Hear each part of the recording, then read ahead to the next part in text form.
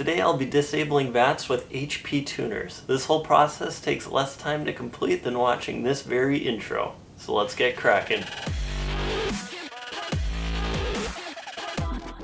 Open the vehicle's tune file with the HPtuners VCM editor. Now select the Systems button.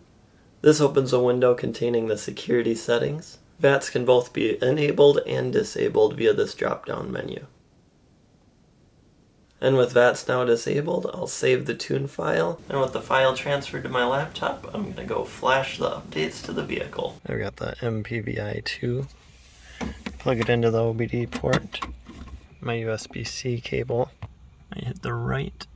Alright, and it says completed. VATS stands for Vehicle Anti-Theft System, and it was introduced by GM in the 80s with the Corvette and has been included with many vehicles since. And there's a variety of problems that can be associated with these systems, leading to a security lockout or a no crank, no start situation. And there's my guide on disabling VATS with HP Tuners. And shout out to my support on Patreon. Thank you so much for making these videos possible. If anyone watching this video is interested in playing a bigger role in creating this content, check out my Patreon page. See you next time.